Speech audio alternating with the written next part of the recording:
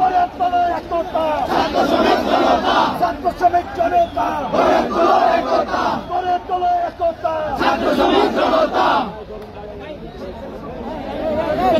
ভাইয়ের ভাই নাই, রাজপথ ছাড়ি নাই, গুরু ভাইয়ের ভাই নাই, রাজপথ ছাড়ি নাই।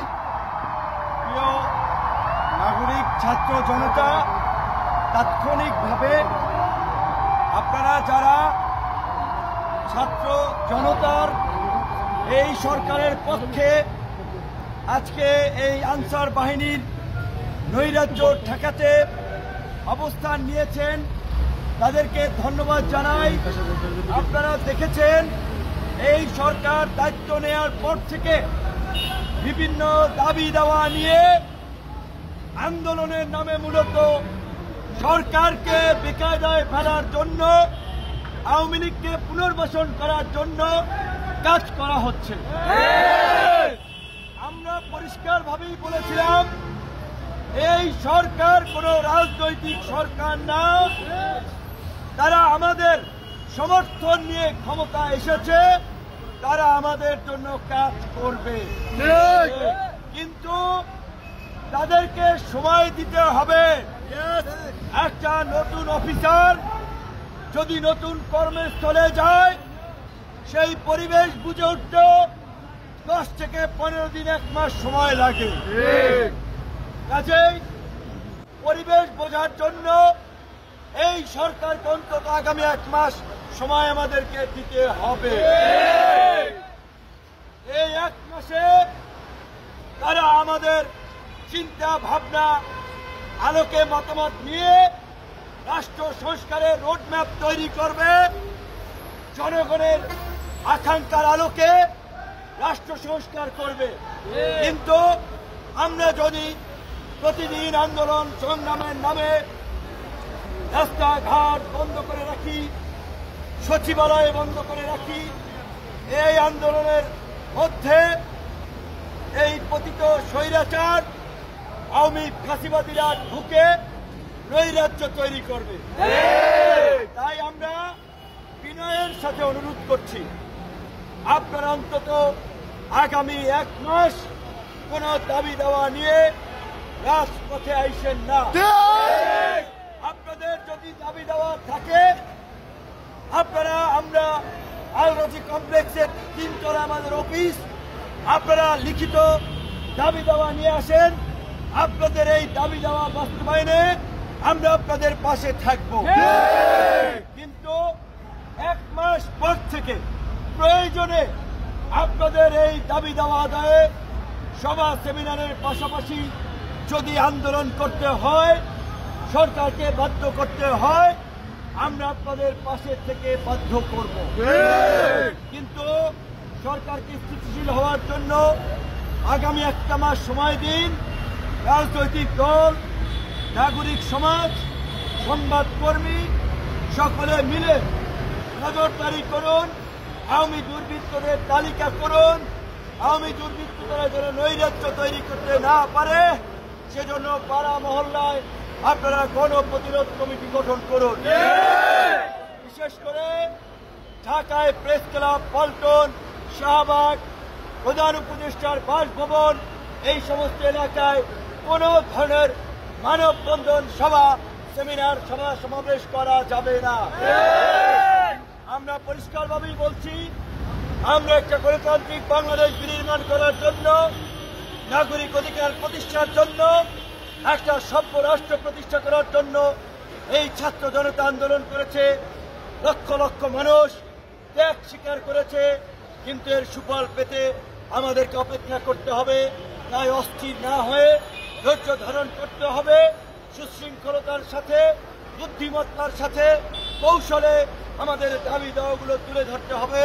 এবং আমরা এই 18 সাল থেকে এই যে কোটা সংস্কার থেকে রাষ্ট্র সংস্কারের যে আন্দোলন শুরু করেছি, আমরা আপনাদেরকে কথা দিচ্ছি, আপনাদের দাবি দেওয়া দেয় সবসময় আপনাদের পাশে থাকবো।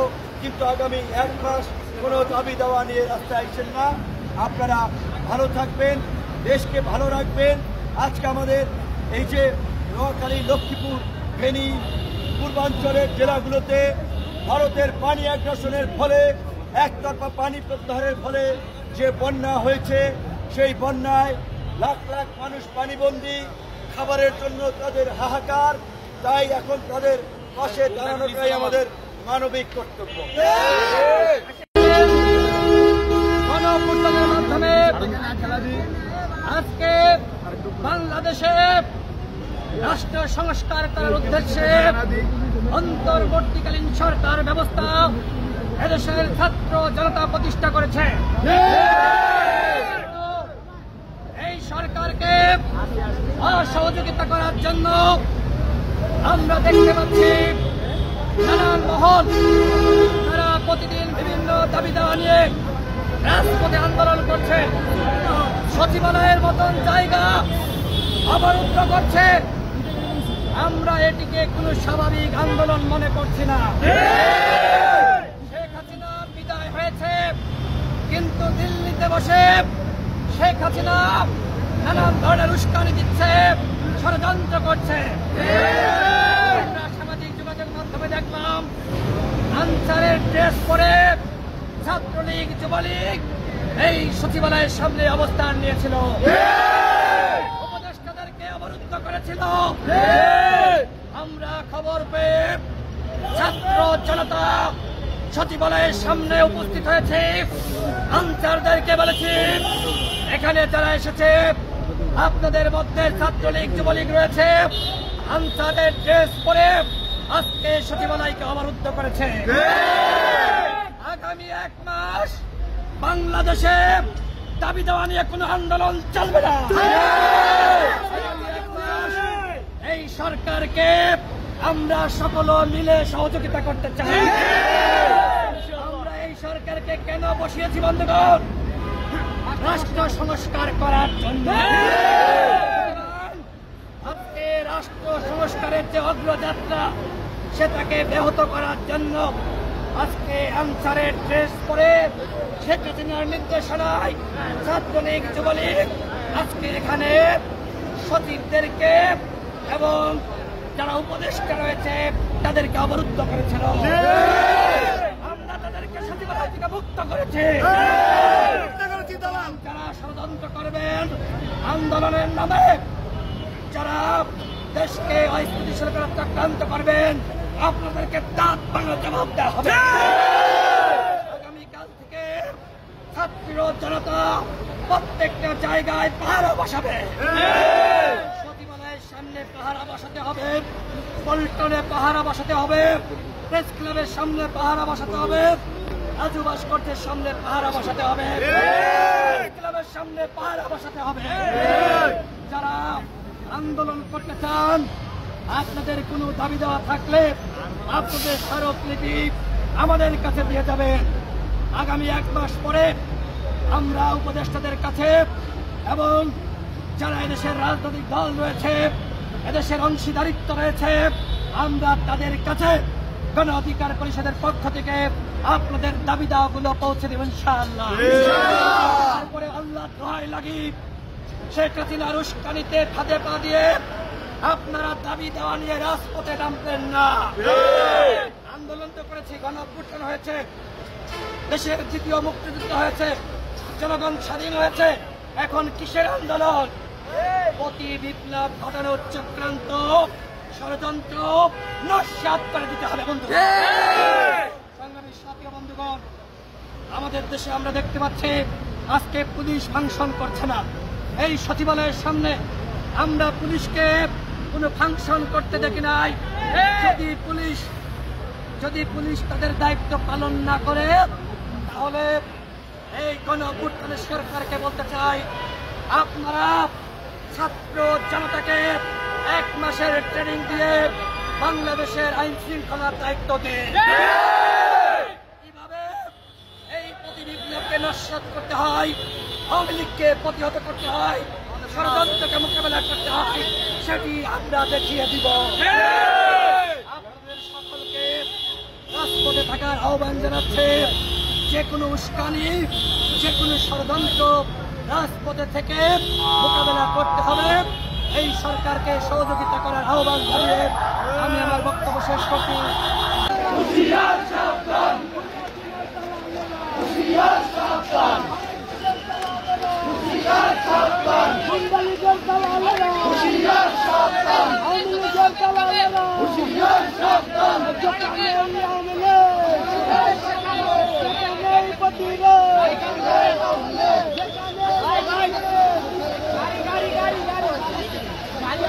আওয়ামী লীগের দালালেরা হুঁশিয়ার সাবধান গুন্ডা লীগের দালালেরা হুঁশিয়ার সাবধান আওয়ামী লীগের দালালেরা হুঁশিয়ার সাবধান বুনিয়াদিনের দালালেরা হুঁশিয়ার সাবধান হই হই রই রই শেখাচিনা গেলি কই বুনিয়াদিনা গেল কই হই হই রই রই হই হই রই রই বুনিয়াদিনা গেলি কই হই হই রই রই বুনিয়াদিনা গেলি কই ছাত্রলীগ গেল কই হই হই রই রই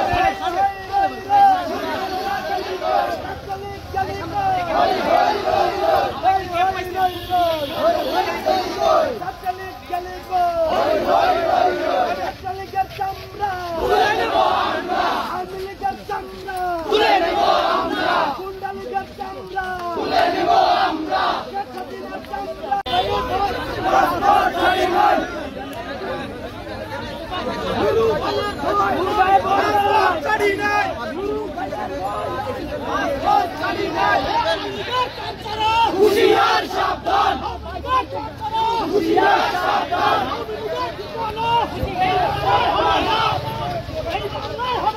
আওয়ামী লীগের ঠিকানা হুঁশিয়ার সাবধান আগুন ডালো আগুন ডালো এই শৃঙ্খলা সহিত